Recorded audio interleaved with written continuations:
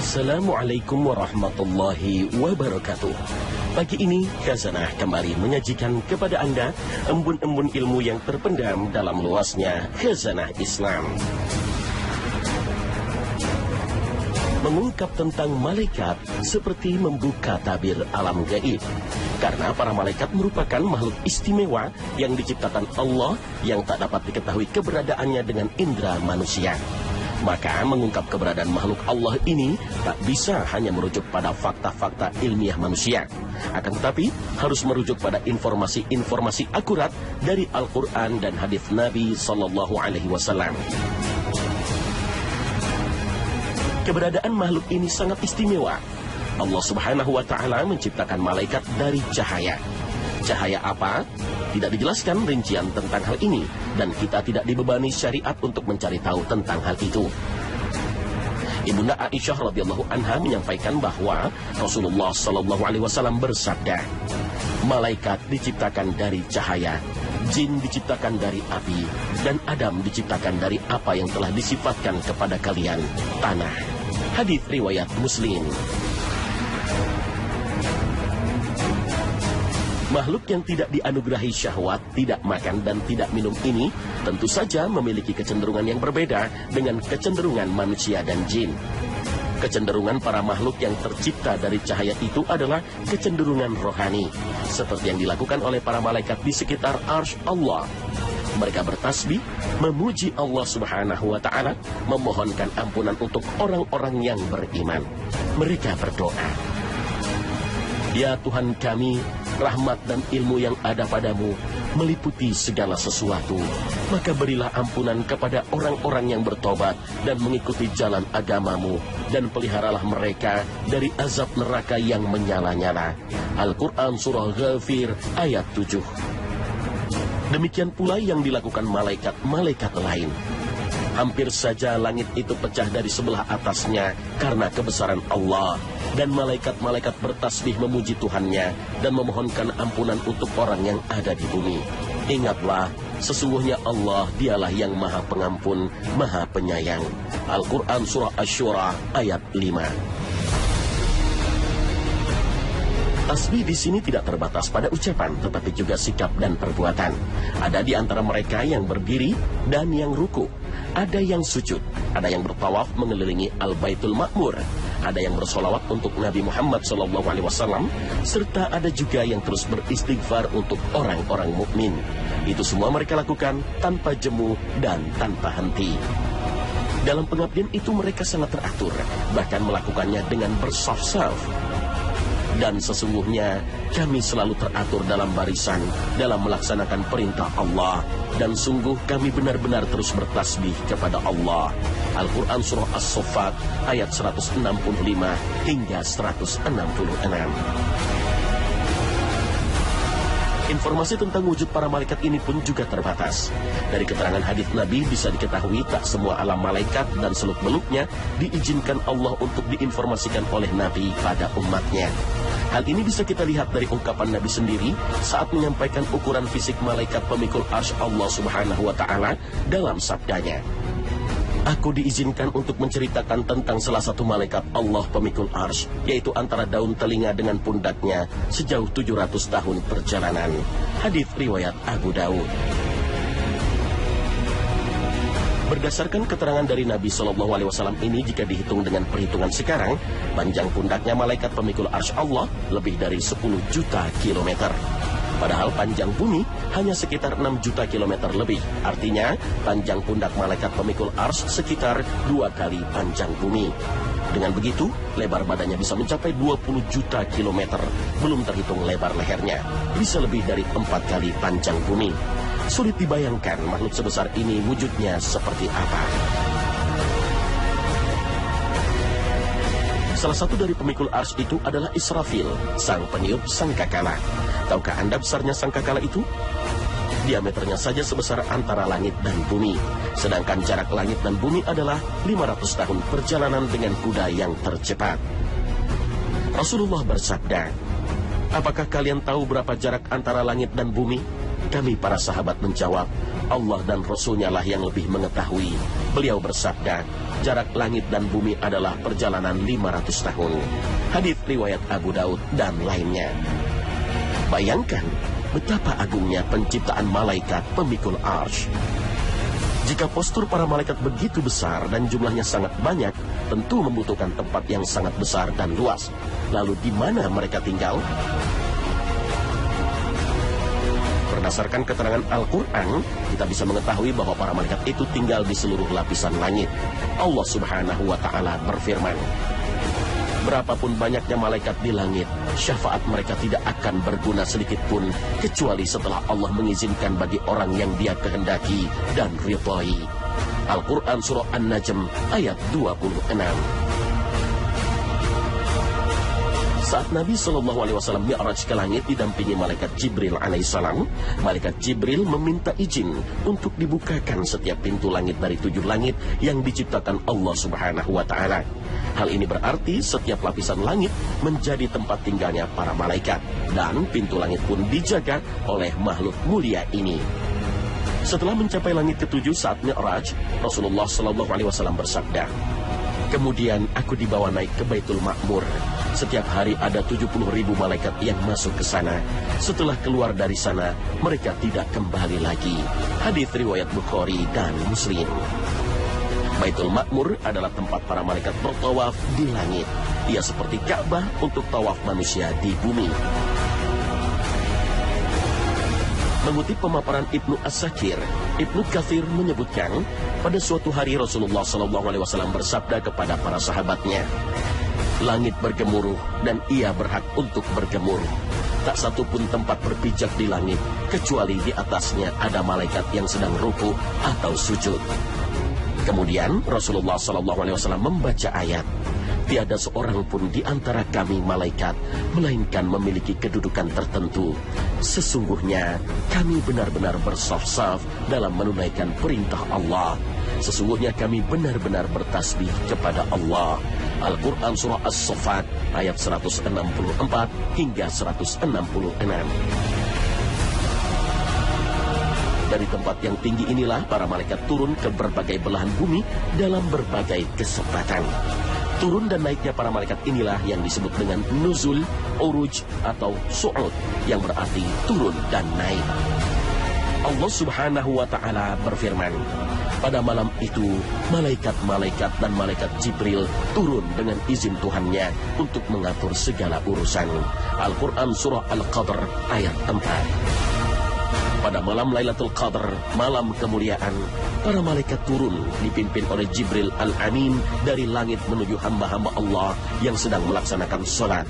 Mereka datang memberikan berkah, kabar gembira, dan kebaikan kepada para hamba Allah yang beribadah.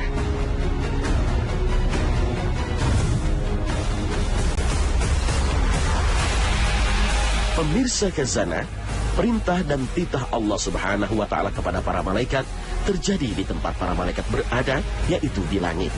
Langit yang disebut Allah Subhanahu wa Ta'ala berlapis 7, tak ada yang bisa memasuki areal dan wilayah khusus ini kecuali mendapat izin dari Allah Subhanahu wa Ta'ala. Namun ada makhluk lain yang memiliki kemampuan bergerak seperti malaikat, yaitu para jin dan setan. Beberapa riwayat menyebutkan dahulu sebelum diutus Nabi Muhammad SAW, jin dan setan dengan mudah naik ke langit dengan bebas untuk mencuri-curi dengar pembicaraan para malaikat. Perbincangan para malaikat tentang informasi perintah Allah Subhanahu wa Ta'ala kepada mereka. Itulah informasi yang dicuri jin. Lalu disampaikanlah informasi itu pada para dukun dan tukang ramal di bumi. Oleh karena itu, perdukunan pada masa sebelum Nabi Muhammad SAW sangatlah populer, selalu mendapat tempat yang mulia di masyarakat. Namun setelah Muhammad SAW diutus Allah sebagai Rasul, para jin itu kaget karena mendapati langit telah dijaga ketat oleh barisan para malaikat. Setiap kali mereka mencoba melintasi langit, para malaikat melempari bola api, sehingga membuat mereka banyak yang binasa. Hal ini diakui oleh para setan dan jin seperti yang difirmankan Allah Subhanahu wa Ta'ala. Dan sesungguhnya kami dahulu dapat menduduki beberapa tempat di langit itu untuk mendengar-dengarkan berita-beritanya. Tetapi sekarang barang siapa yang mencoba mendengarkan seperti itu, tentu akan menjumpai panah api yang mengintai untuk membakarnya. Dan sesungguhnya kami tidak mengetahui dengan adanya penjagaan itu, apakah keburukan yang dikehendaki bagi orang yang di bumi, ataukah Tuhan mereka menghendaki kebaikan bagi mereka. Al-Quran Surah Al-Jin ayat 9 hingga 10. Lalu apa yang diperbincangkan para malaikat dengan sesamanya di langit sehingga menarik minat para jin dan setan? Dan bagaimana pula cara jin dan setan mencuri dengar pembicaraan para malaikat di langit? Rasul Shallallahu Alaihi Wasallam menginformasikan pada kita dalam sabdanya, apabila Allah Subhanahu wa Ta'ala menetapkan suatu ketetapan, para malaikat merendahkan sayap mereka, bertanda tunduk pada ketetapannya, bagaikan rantai yang menyentuh batu yang halus, serta takut kepadanya. Maka apabila ketakutan mereka telah reda, sebagian mereka bertanya kepada sebagian yang lain, apa yang disampaikan Tuhan? Maka yang ini menjawab kepada yang bertanya. Ketika itu para jin yang mencuri-curi pendengaran dalam keadaan seperti ini, perawi hadis itu menunjukkan tangan kanannya dengan merenggangkan jari-jarinya satu di atas yang lain. Ketika itu boleh jadi yang mencuri pendengaran terkena semburan api sehingga membakarnya. Dan boleh jadi pula ia luput dari semburannya sehingga ia menyampaikan kepada jin yang ada di bawahnya, dan akhirnya sampai ke bumi dan diterima oleh tukang sihir, lalu ia berbohong 100 kebohongan dan ia percaya. Hadis riwayat Bukhari. Dalam hadis ini diterangkan bagaimana proses jin dalam mencari berita-berita gaib, yaitu dengan bertengger satu di atas yang lainnya, seperti pertunjukan orang manjat pinang atau seperti seni binaraga yang dilakukan di sekolah-sekolah, yaitu dengan cara 5 orang di bawah, lalu pada tingkat kedua naik 4 orang, kemudian pada tingkat berikut 3 orang, dan begitulah seterusnya. Lalu informasi seperti apa yang mereka cari? Mereka mencari berita gaib yang dari perkataan Allah kepada para malaikat. Saat para malaikat menerima perintah Allah Subhanahu wa Ta'ala untuk melakukan tugas tertentu, lalu perintah Allah itu menjadi perbincangan para malaikat. Mereka saling berkomunikasi antara satu dengan yang lainnya. Maka melalui percakapan malaikat ini, jin dan setan menguping dan mencuri dengar. Hasilnya mereka sampaikan kepada mitranya dari kalangan dukun dan peramal. Inilah yang difirmankan Allah Subhanahu wa Ta'ala dalam surat Asy-Syu'ara. Apakah akan aku beritakan kepadamu kepada siapa setan-setan itu turun? Mereka turun kepada setiap pendusta lagi banyak dosa. Al-Quran surah Asy-Syu'ara ayat 221 dan 222. Upaya mencuri berita ini tidak mudah, karena Allah menjadikan sebagian bintang sebagai pelempar para jin dan setan yang berusaha mencuri dengar berita langit tersebut. Jika ada yang lolos dan selamat dari lemparan bintang berapi, mereka mencuri satu kalimat dari berita langit. Artinya, mereka tidak mengetahui secara detail atau seutuhnya tentang berita langit tersebut. Lalu berita tersebut mereka campur dengan 100 kedustaan. Maka adanya manusia yang mempercayai dukun adalah gara-gara tidak melihat kebohongannya dan hanya mengingat satu kalimat yang terdapat 100 kebohongan itu. Lalu kalimat yang satu tersebut diekspos kemana-mana, namun tidak mengekspos kebohongannya yang begitu banyak.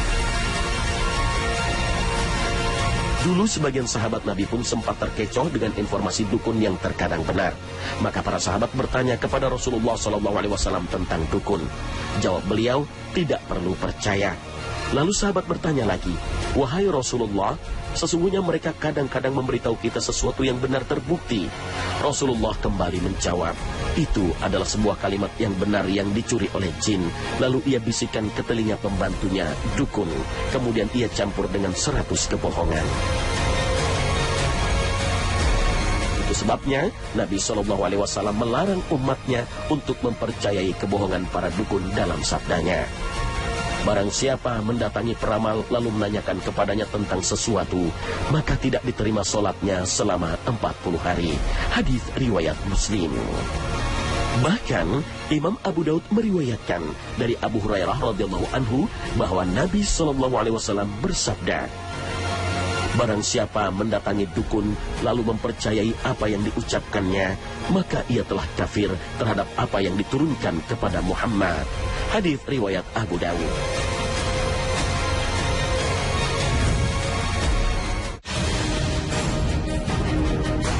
Pemirsa Khazanah, langit yang setiap hari kita pandang sesungguhnya menyimpan banyak misteri. Apa yang belum berhasil diungkap oleh manusia sesungguhnya masih jauh lebih banyak daripada yang sudah berhasil dicapai. Berbagai penelitian, riset justru semakin menegaskan keterbatasan manusia.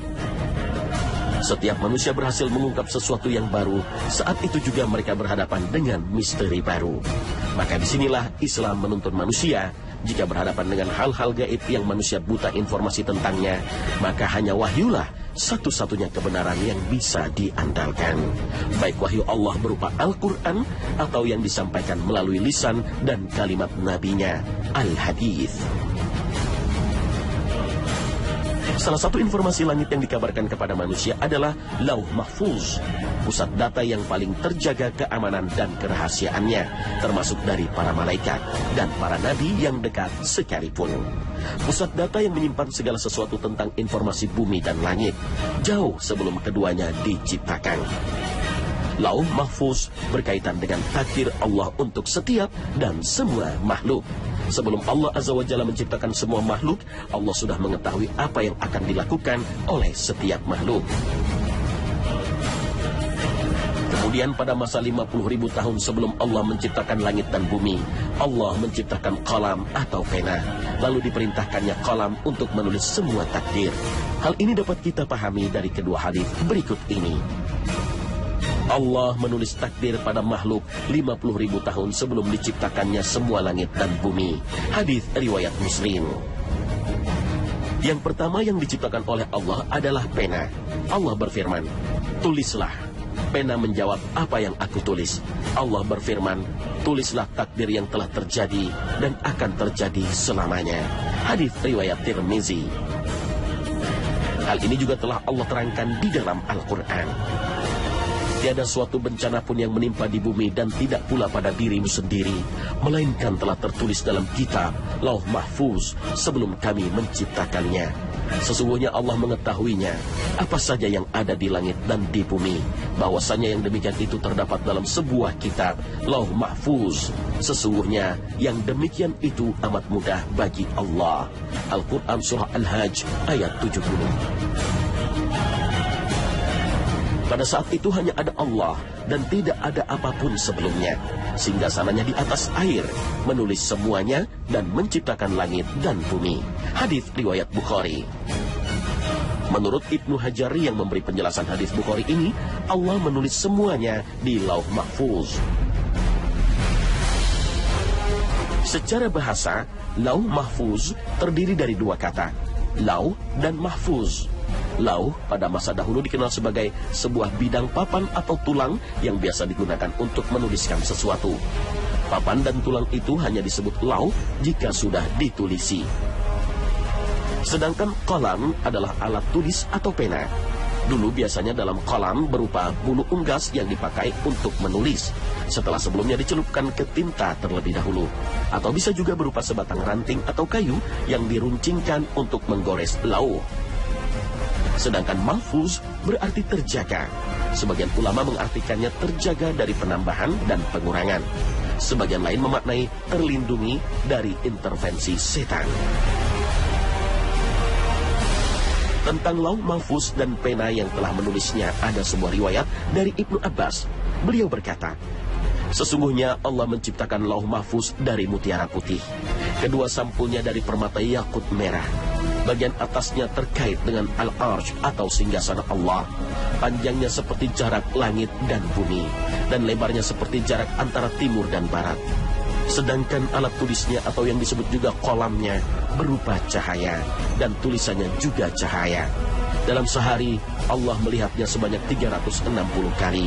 Dan setiap itu, Allah Ta'ala memberi kehidupan dan mencabut nyawa, menciptakan dan memberi makan, meninggikan dan merendahkan, dan melakukan apa yang dikehendakinya. Setiap catatan takdir yang ada di Lauh Mahfuz akan dititahkan Allah melalui malaikat. Hingga setelah perintah Allah terucap, maka para malaikat memperbincangkan perintah itu satu sama lain. Isi perbincangan inilah yang selalu diincar para jin untuk diinformasikan pada mitranya, para dukun di bumi. Dengan begitu, Allah Subhanahu wa Ta'ala tak pernah lalai, apalagi tertidur. Setiap waktu terus mengurus makhluknya. Allah Subhanahu wa Ta'ala berfirman, setiap hari Dia dalam kesibukan. Al-Quran Surah Ar-Rahman ayat 29. Hal ini juga diperkuat oleh hadis dari Abu Ad-Darda. Rasulullah SAW bersabda, di antara kesibukan yang dilakukan Allah adalah mengampuni dosa-dosa, melapangkan kesempitan, mengangkat derajat suatu kaum dan merendahkan yang lainnya. Hadis riwayat Ibnu Majah.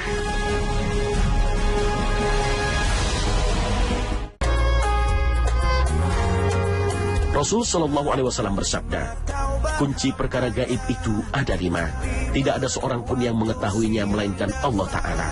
Tidak ada seorang pun yang mengetahui apa yang akan terjadi esok selain Allah Ta'ala.